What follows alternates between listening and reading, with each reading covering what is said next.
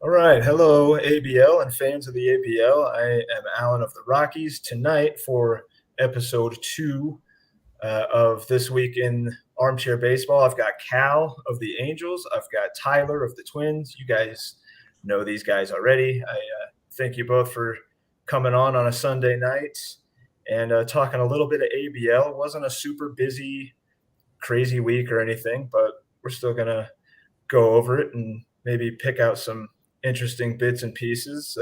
Before we do that, Tyler, how's your week? How's your week in the ABL? How's your week in the ABL going? Not your week personal, but how are the Twins doing this week?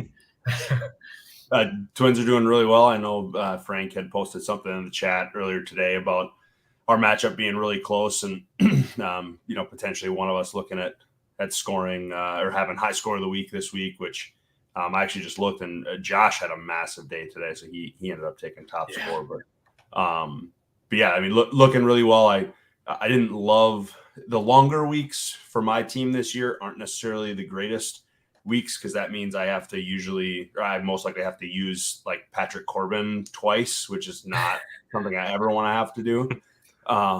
So this week, to be able to kind of start the guys I wanted to start, and then my bats have been great. It helps that I have a couple Twins who went off this week as well in real life. So I'm looking at a 3-0 week.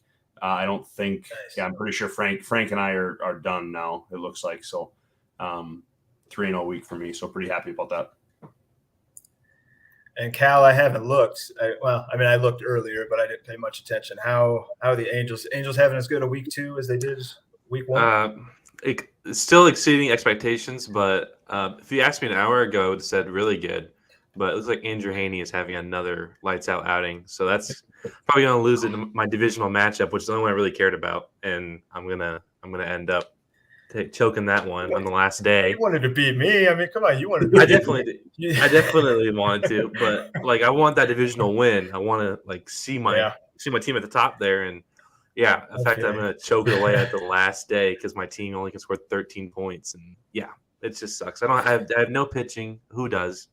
But it's gonna be a. There's a couple teams that had really light days today.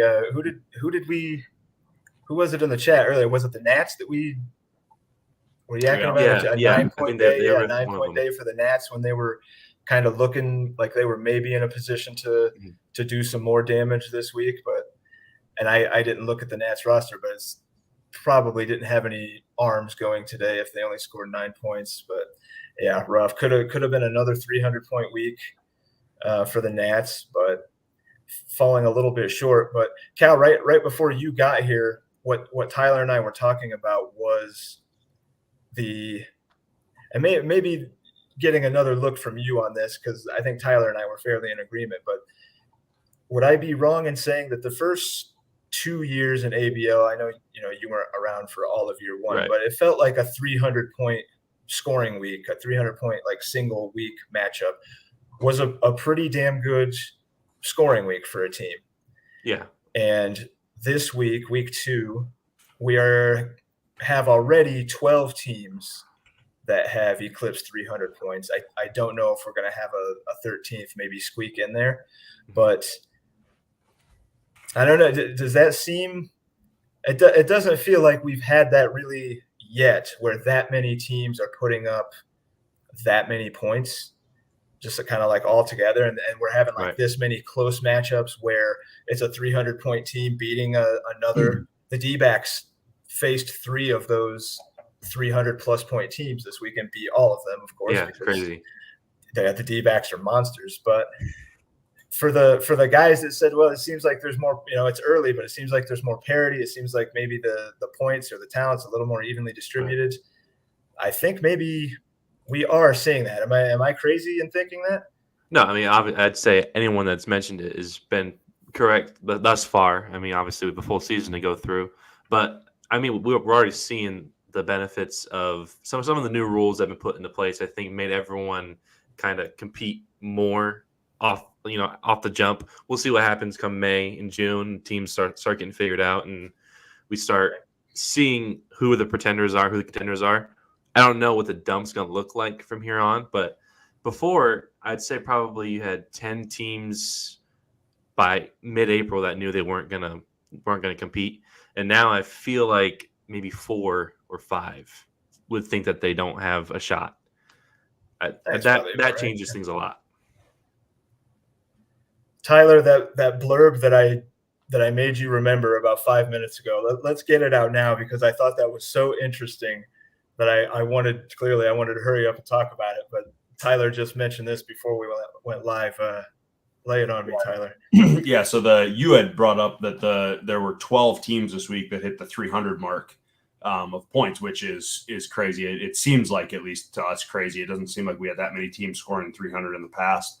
But the craziest stat to me for this week was that the difference between the 12th scoring team, which is the Padres at 303, so the lowest scoring 300 team, and really kind of the last team before the quote-unquote drop-off that you might see in scores, is the Mets at 23. And so there's about a 40-ish point difference there, which is a smaller difference than the point difference between Team 23 and Team 24, which is crazy, which to me is awesome because it hits to exactly what Cal was just saying, in that there's literally 23 teams that were with, and obviously Josh had a massive day today. Jake had a massive day today too, but even if you look at that, like 260 to 360, like there's 23 teams within 100 points of each other.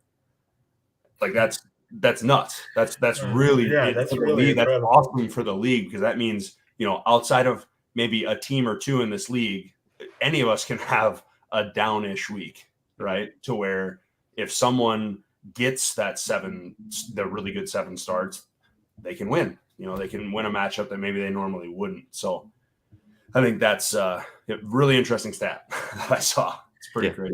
Yeah, as soon as you said that, I wanted to quickly look and double check, and it's like, I'll be damned, man, it really is. It's like I don't even know what to compare. I can't think of like a good real life example of that kind of like closeness.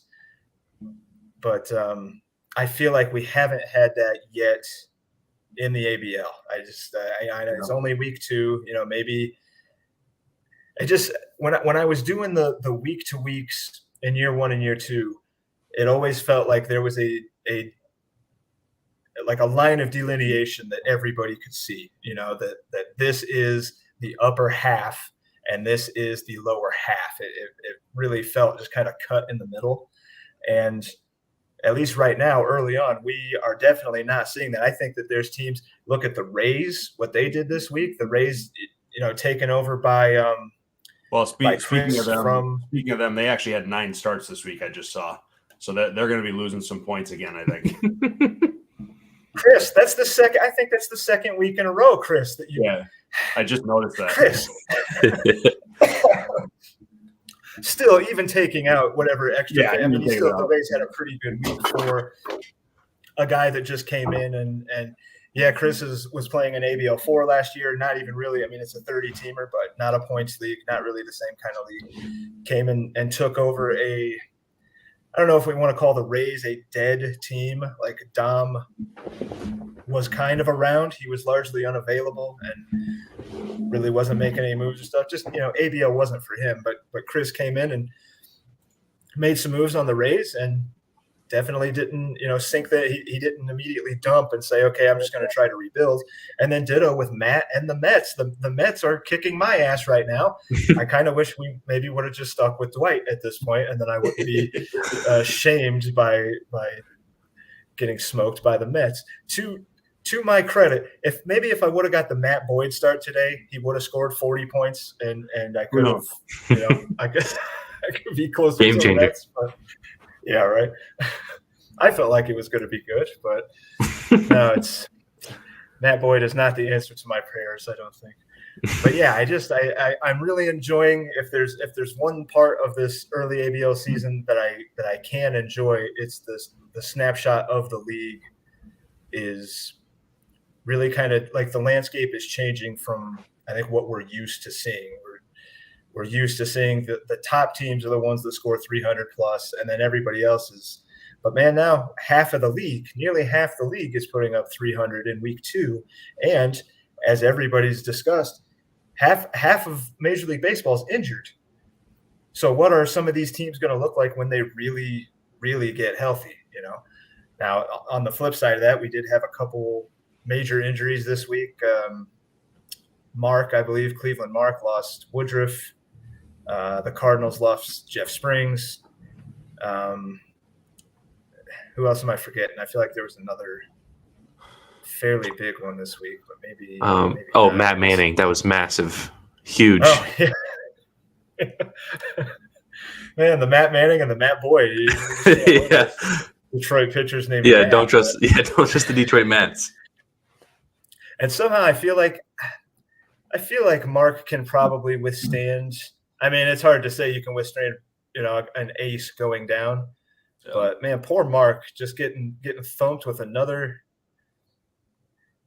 big injury to a pitcher. I love to see the fact that he's sitting down 22nd this week in scoring. That makes me really happy. Brendan's still up with me in the top 10, but the fact to see Mark down at 22 and that his team could actually be that bad on any given week, no offense, Mark, is that makes me it gives me hope. Gives me a lot of hope. And conversely, Mark's team makes me feel, what's the opposite of hope? Like despair, I guess. Like I could, I complain a lot about the injuries that I've suffered, and my team sucks because I've got a lot of injuries. Mark has just as many. And he lost Makata too. He lost Jock Peterson. He's lost Ed Diaz, Glasnow, and Woodruff.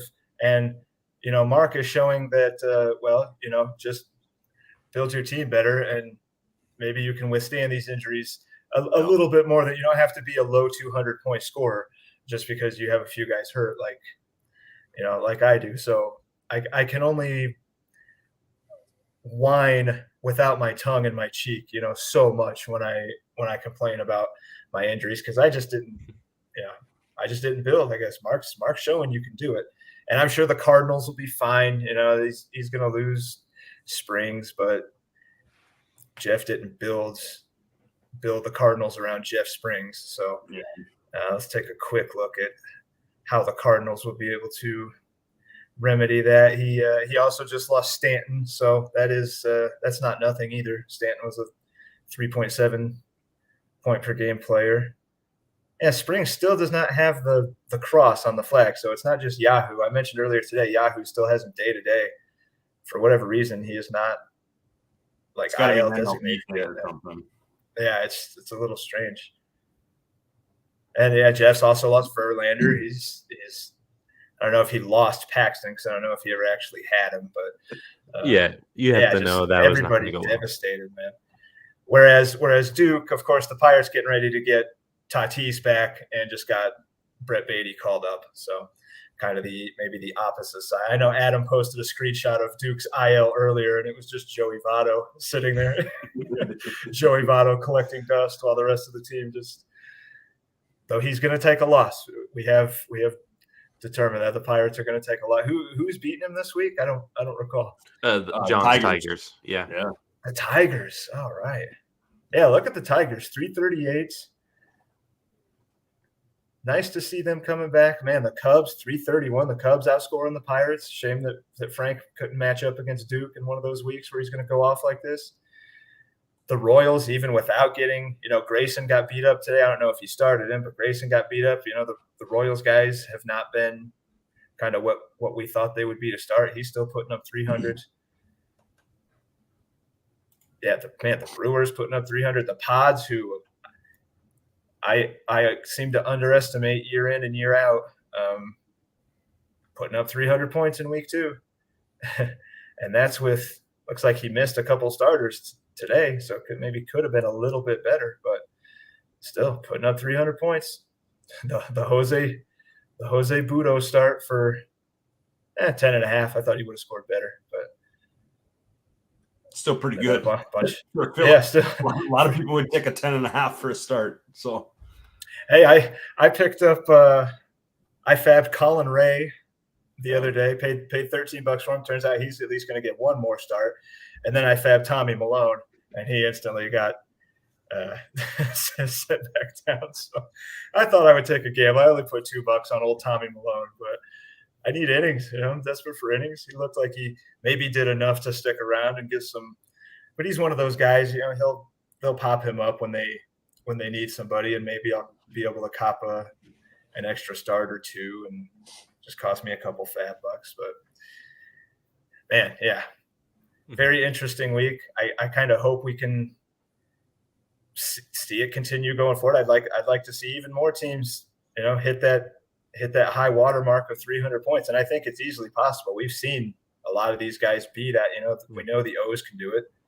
Nice to see the Astros. Maybe not so much for you, Cal, but nice to see the Astros up there. Cal, do you see the Astros as maybe your primary divisional competition thus far going forward? Maybe I would hope it would be the A's. But I think about that. I think by season end it might be the A's. I'd be happy with just second.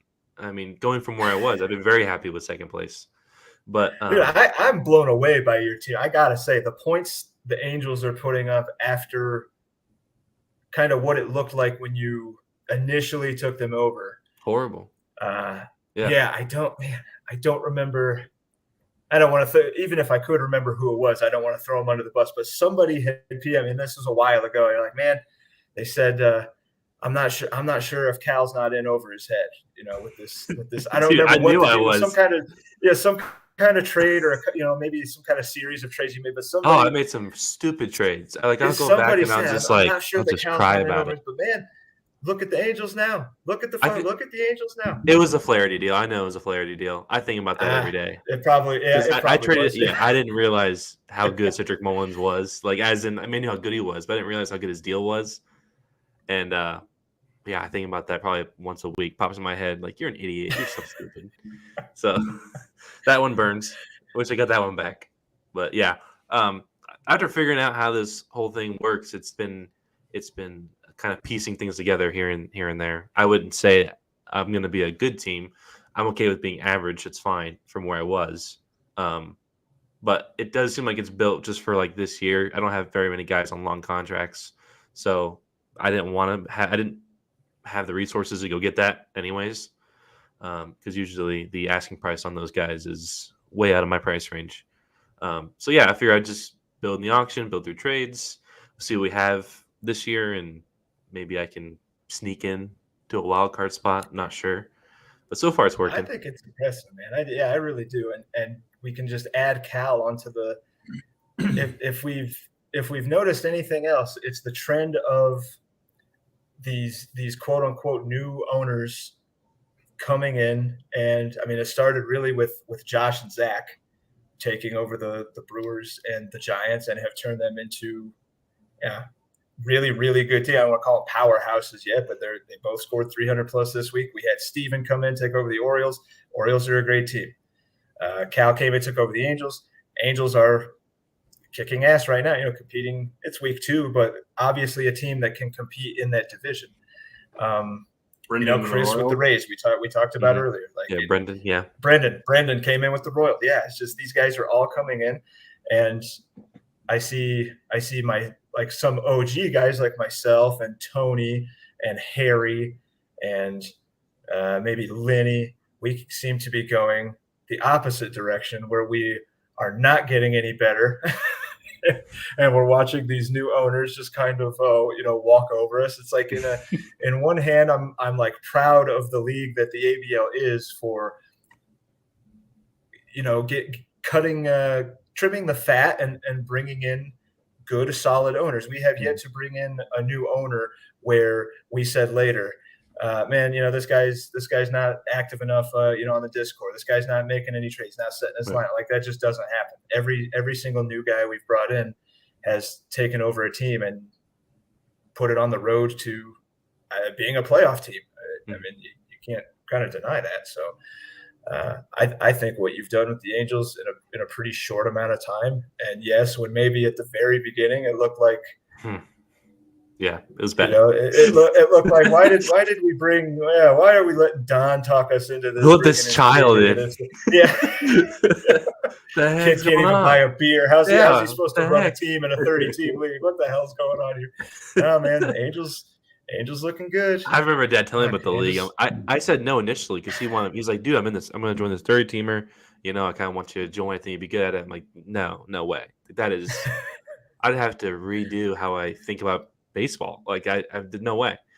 And I was right on that end because it took a lot of deprogramming to figure out what value means in this league.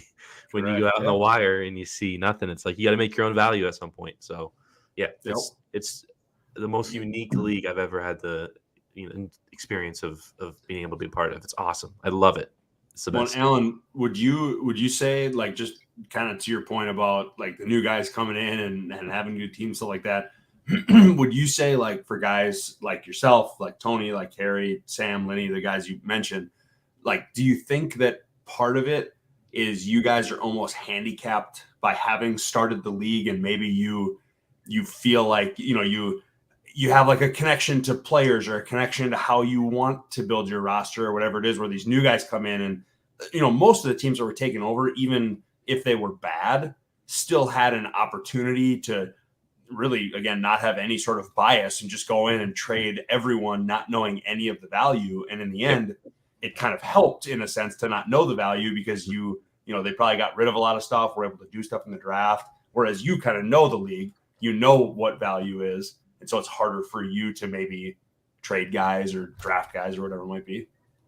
I think that's a really good point. And I have said in the past that I do kind of get enamored with like my guys, and it's a really good question. One that I hadn't thought a lot about, because I think most of my issue with it is like subconscious, to where like I don't want to deal these guys, but in my head, I think I'm putting together, the best team. But if I was a brand new guy coming in and taking over the Rockies like today, I probably would deal most of these pieces away and try to burn it down and kind of start over. I probably would. And I know I'm not alone with a lot of guys thinking, man, if we could just reset ABL this year, I'd be so much better now, like, of course I would, but that's not the way it works. That's not the way it works. And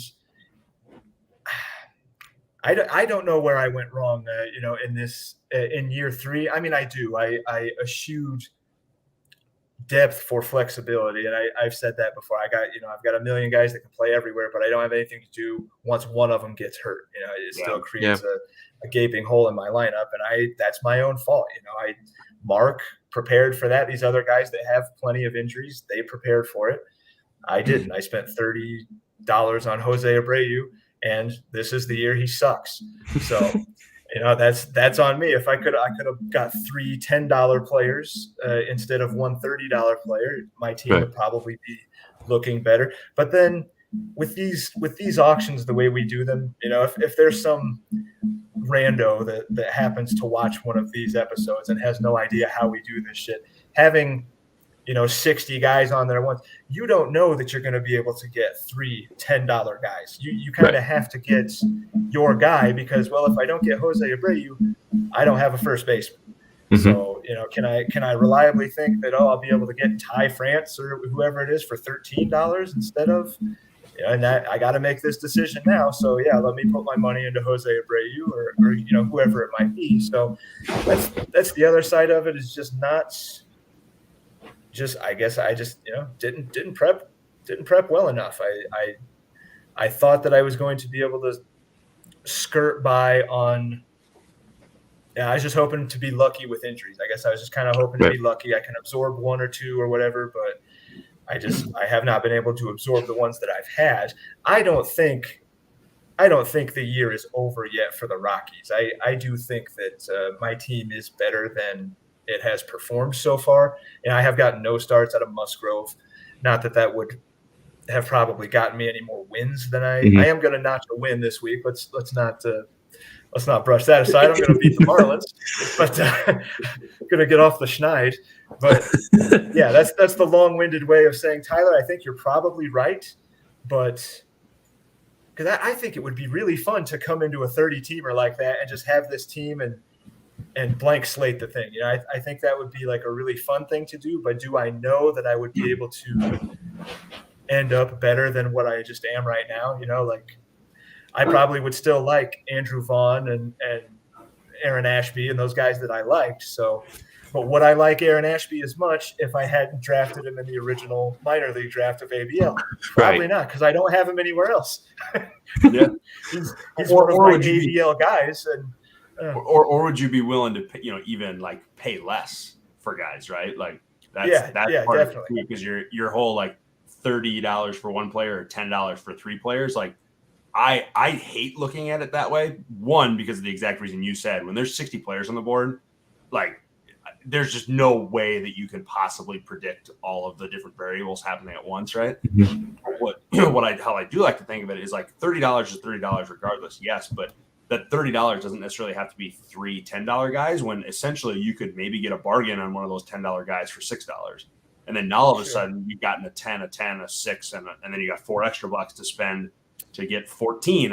There's so many other ways to kind of use that and think about that. And so, because like I look at your team now, and like Witt was someone who I know you were able to get, and I think that's obviously a great piece. But yeah, the biggest thing for the reason I asked the question is the biggest thing for you, I think, is are you going to be able to let go of the guys that you want, the biases that you want? It's so funny. Like we talked about Matthew Boyd a little bit earlier. I know, and it's so funny because it feels like there is just for whatever reason, there's a consistent theme in teams that happen to be in like 20 and below, and they always have like a Matthew Boyd as a mainstay kind of guy in their rotation. And I just look at Matthew Boyd and I'm like, God, I'm someone who right now has Rich Hill and Patrick Corbin but they're my 7 and 8. You know what I mean? Like they're my bench guys, whereas Matthew Boyd is like your 3. Right now he's like my 2, yeah. Yeah, right now with injuries. So it's just I always find it funny when I see that. So I was just curious what your thoughts were on that. And I like with Cal, when you mentioned the Flaherty deal, and you think about that once a week. I do think a lot about, like, in the past, just like year 2, I had a lot of offers for Ashby when he was, obviously well before he got hurt, when he's still striking guys out. The whip and stuff isn't great, but he's got the prospect pedigree. I had a lot of offers for him, and I never even entertained it. It was like my initial reaction was, no, he's going to be a full contract. He's getting a max extension. He's going to anchor my rotation. And to your point, Tyler, I think a big reason of that is because I took Ashby in the initial minor league draft in year 1. He was one of my guys. It was the same thing with Jarren Duran when he was, being looked at as like the heir apparent center field for Boston. I got a ton of inquiries about him, and no way, man, he's going to be one of my guys, and I finally let that go when I dealt Ashcraft to Linney. And, I thought, maybe I'm overcoming this just a little bit, but even today, right now, if somebody came at me for Andrew Vaughn, I'd probably still want to hang on to Andrew Vaughn because I like him. And that's and he's flexible. I don't want to give up yet. I know what I'm staring in the face, as a team that is one of the lowest scoring teams in the league right now. I started the same last year. I had one of the lowest scoring teams in the league. When I dealt Barrios, that brought me George Valera. I was looking at George Valera, and then he still hasn't swung a bat since the middle of spring training. I just even the deals that I do make where I relinquish guys I like, I feel like they're just not helping me. As I think back, well, could I have done better? Could I, if I would have waited, if I would have went to this guy instead of waiting for people to come to me? But you'll drive yourself crazy doing that in a 30-team league, looking at all eventualities of where this guy could have went and what could he have gotten me. You'll just drive yourself nuts doing that. So yeah, it's my cross to bear, just not being as good as I think I should be. And then it's like you look in the mirror and it's like, well, this is a 30-team league with some really fucking good fantasy players. Maybe I'm just not as good as I think I am. That's what I ran really into. Scary. Yeah.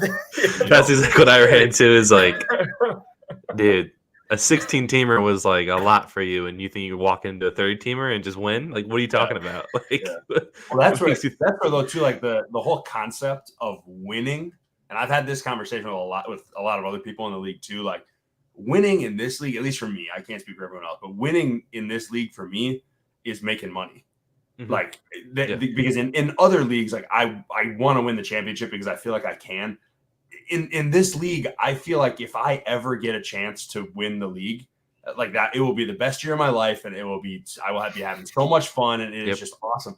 But year to year, I am just thinking about not what trades are going to get me to the championship, right, and win me a chance. It's how can I make the playoffs and get enough wins during the regular season to make my money back and make next year free, right? Yeah, That's all I'm trying to do, and I feel like that. You don't have that in any other league that you'll ever play in.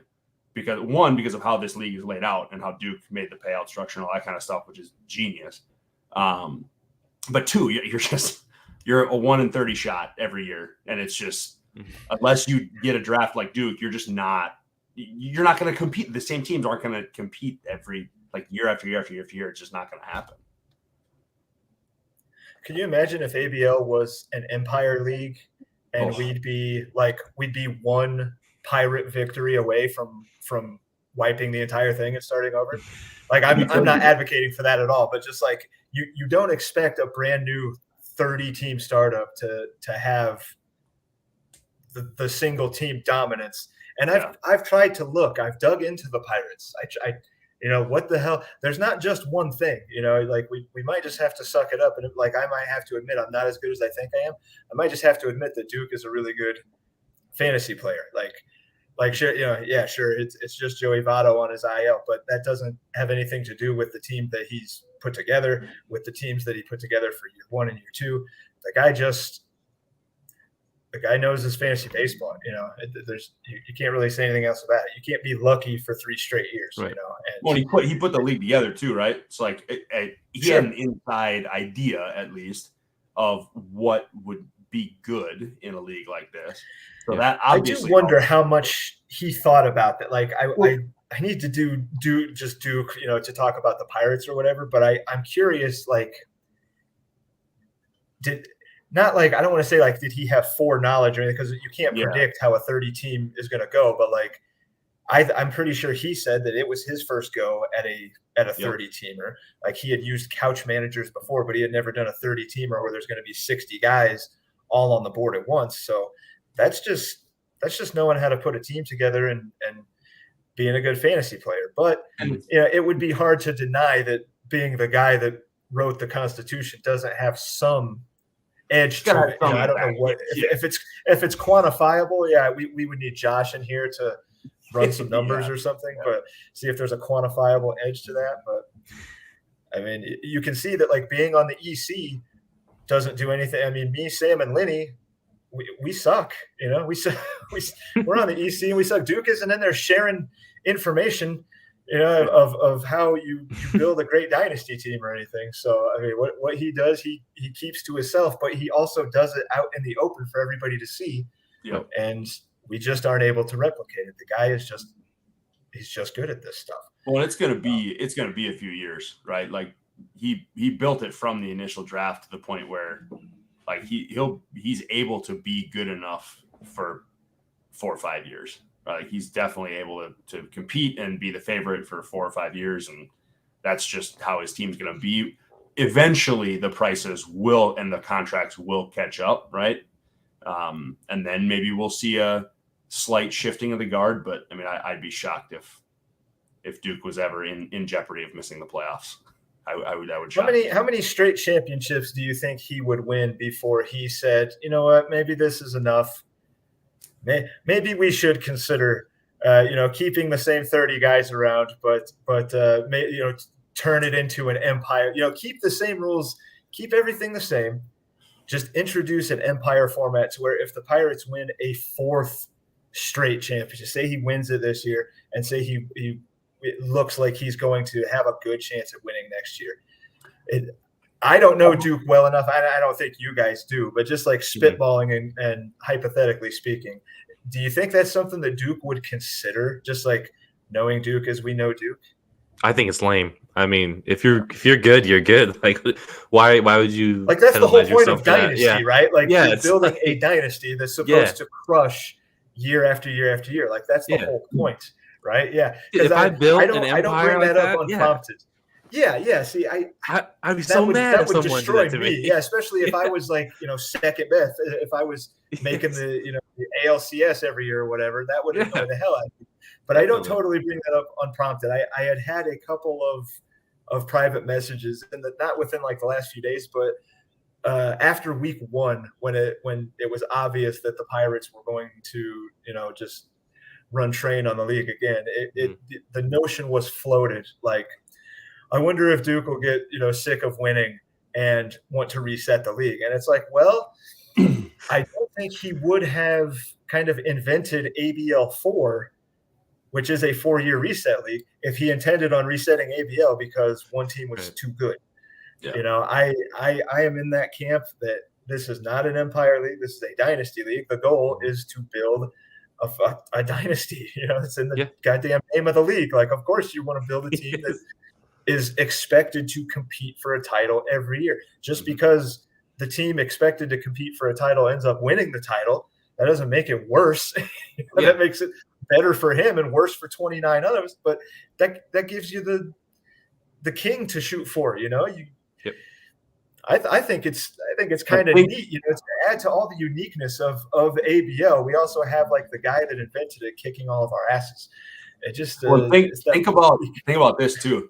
The thing that drives me, honestly, well, I'll say this first. One, I don't think he'll ever consider it, and I don't want him to, because I think this is a league that should go forever, and there's going to be other dynasties. We do this for 50 fucking years. There's going to be other dynasties, so it's going to happen. But to me, the thing that drives me the most, and I thought about this the end of last year, and I was like, this is the motivation I needed, is imagine what it's going to be like being the first person to knock Duke out of the playoffs or beat him in the championship game, whatever it's going to be. That person is going to be enshrined in ABL history as the person who took down the king.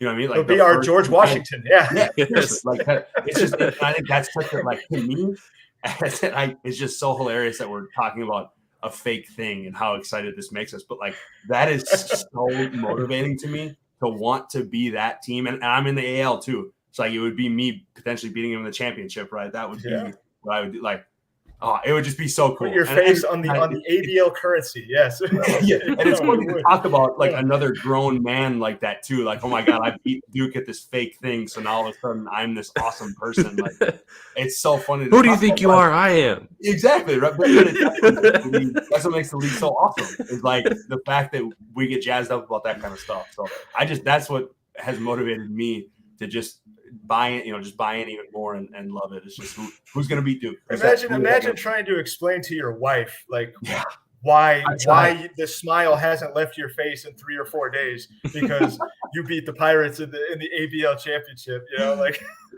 Honey, I haven't seen you this way in years. Like, well, Duke's won for 3 straight. Obviously you haven't seen me this way. I'm a legend now. Put me on Mount Rushmore. Yeah, ABL Mount Rushmore. Duke. I think already Duke's place is enshrined. If we're gonna have an ABL Rushmore, Duke's face is on there. The rest is TBD. I think. It's the guy created the league. If that wasn't enough, he wins the thing the first 2 years. He's looking to be strong in year 3, and then there's the rest of us. So. And I'm not even gonna get into that. It's a quarter after. I need to dispense meds here in like 5 minutes. So, did I skip over you guys too much? I feel like I did a lot of talking and you guys listening. Anything you guys wanted to hit on that we didn't or I didn't? This like one little tidbit, and it was just that the real life Orioles are hot because they had five of their hitters were in the top 12 of points scored this week. Oh wow! Yeah, this week in ABL, 5 of them. It's crazy. That's a really cool stat. I was going through it and I was just like, they just kept seeing the same exact Austin team pop Hayes. up. Yep, Hayes, Rutschman, Mountcastle, Mateo. Mateo. Yeah, Man. it's like, Where do you come from? Well, Yeah, you look at the whole list. He has like 10 stolen bases, doesn't he? Yes, He gets crazy. And like 3 homers. Yeah. Yeah, he's. Cal, do you remember? Were there any Twins in the top 12? Because like I have question. like Taylor, for being a guy who's playing every day this week. Like, he had a couple of massive, just random massive. Yeah, he had that giant. Let's take a look here. See what I got. My period. I'm just curious because the Twins played really well. The real life Twins played really well this week too, and scored a lot of runs at times. Pitching was really good too. I'd just be curious if any of them were up there. Right, man. This computer's RAM sucks. This thing is Except so slow. for Tyler Mahle yesterday. Yeah, true. I mean, and then man, Mahle looked. I watched that game. He looked okay. He just missed a couple spots. That Higashioka home run barely cleared the wall. And then the Rizzo home run barely cleared the wall. They felt so cheap, but they were hit hard. You couldn't deny it. They were hit hard. They were. Hey, they were wall scrapers. I'm going to pull up my phone at this point. Well, my computer sucks, dude. What? Why? This is like the easiest thing to pull up, and I don't know why. It's just stuck in a loop. As you're looking it up, I guess all the kill time. Yeah, the only other thing I had to say was just to actually shout out the real life Twins, because it has been. I don't get to watch them on TV. Every time I watch them, it is not through traditional cable, and it's been so fun to watch them. And when we were absolutely shellacking the Yankees on Friday, I had to message Brendan and rub it in his face, and I didn't tell him I was going to bring it up on the podcast, but I hope he watched it so he can hear how shitty the Yankees are this year and how finally the Twins are showing that even we finally have a pitching staff that's good. We finally have a halfway decent lineup with some defense behind that pitching. And so I hope they're not even healthy. They're not even. No, they're not. Healthy. We're not 100% healthy. Yeah, exactly. So I'm hopeful that I want to host, obviously, New York in the playoffs. That would be fantastic. But regardless, if we get to play in the postseason, I am looking forward to us breaking that awful, awful streak this year.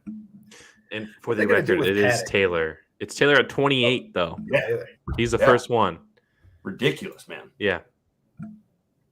Yeah, that's the hot hitter for the Twins. Like everybody expected, Michael Taylor. Yeah, right? Like the defensive guy. He's the guy who's leading. But hey, if that's what they're going to do, if they're going to stick Taylor in center where he is phenomenal and DH Buxton and keep the guy healthy, then do it. It's fun to see him in the field. He's great, but it'd be more fun to see a full year out of him and see what he's actually capable of, where all he has to do is hit. I would rather get Kirilloff out of the lineup than too, because he still is not very good. So I think for most Twins fans, we don't even care where Buxton plays anymore, because it's cool to see him make those catches in center, but we don't want to see him twice a year. We want to see him play a full year, and if it's him hitting home runs and stealing bases and stuff because he's healthy and we're winning, couldn't agree more. It's better than having to hold your breath every single time he has to run all out for a ball in center. He dives or he runs into the wall, because inevitably, or just run to be a trip to the IL for him. Yeah. Just hit dingers, man. Just concentrate on hitting. It sucks to have somebody so athletic and so good and still pretty young be relegated. I mean, he's not yet. He's played the field. It's not like he's a strict full-time DH, but I mean, it's pretty much to that point in his career where it feels like he almost has to be to play a full season.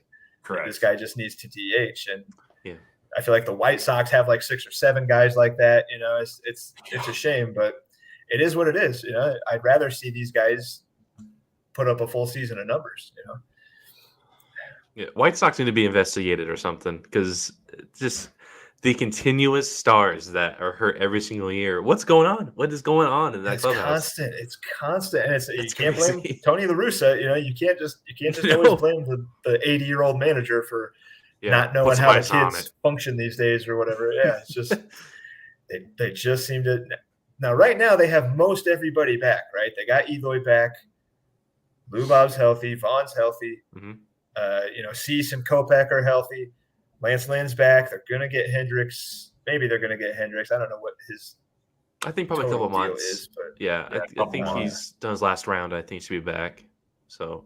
Oh, they're still missing Timmy and Moncada. Yep. So, so they don't have everybody back. No.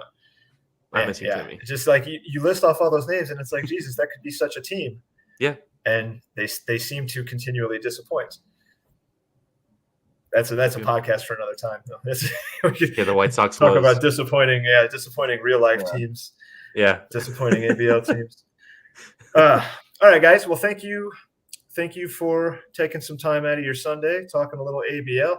I imagine we will probably do this again very soon. The idea is to probably do these weekly. Maybe the weeks where nothing happens. I don't know. Yeah, well, I'm sure we'll find stuff to talk about. We have time to fill. Always. Hey, greatest league in the world. There's always stuff to talk about. Definitely. I think so too. All right, guys. Appreciate you. And this is week 2 recap. Thanks, Cal. Thanks, Tyler. Enjoy the rest of your Sunday and your Monday morning. Probably you guys both go to work, but yep. Unfortunately, yeah. Enjoy that as much as possible. All right, guys. Thanks again, and take it easy. See you later. See you. Bye.